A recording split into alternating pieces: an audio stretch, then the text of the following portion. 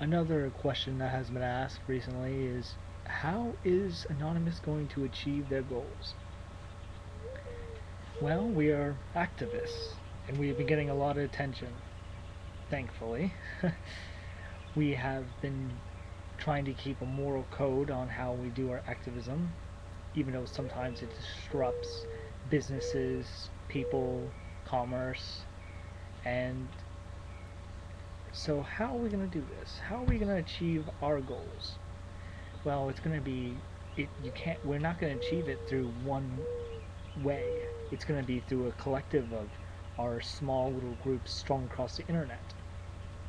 They are going when something arises, such as a crisis of, let's just say that there is police officers arresting people for doing something that is morally right. We will attack them, not physically, but we will go into servers and we'll shut down places. We'll speak out through our many spokesmen, which I think I'm actually becoming one, slowly but surely. Another way is through pamphlets, which have been being strung across the United States, the United Kingdoms, Brazil, Canada. Um, we have a sector that's coming up from most of Latin America too, which is getting very interesting. So we have groups that are popping up all throughout South America. We are having groups coming up from Arabia, China, and we are going global with our cause. And the more we push, the more we are going to become more activist over the next couple of months, and we're not going to stop. Never. Even if you were to arrest 100 of us, 1,000 will replace them, because what we are doing is not really all too illegal anyway, because there's really no laws that prevent us from doing this, and there's no really good police force that can do this, so that can halt our halt our expansion, our globalization. Well, there are some laws that say that what we are doing is wrong, but are they morally right?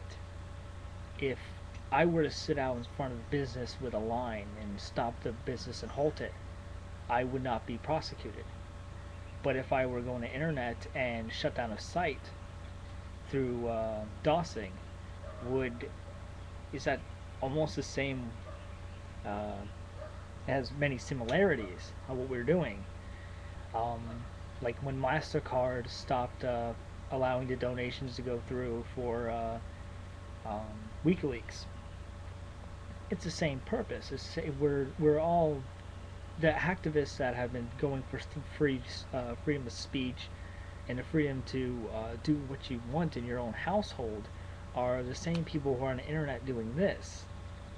Now, Anonymous does not have a face, and people keep forgetting that. And each time our face is lately there has been a lot of news that has been bothering me lately, that has been putting us to light as we are hackers. We are not hackers. And I have to put that across in each of my videos, that we're not just hackers, we are activists. We are hacktivists. We're not specifically, because you can download any kind of DOS program and be able to do it in an hour.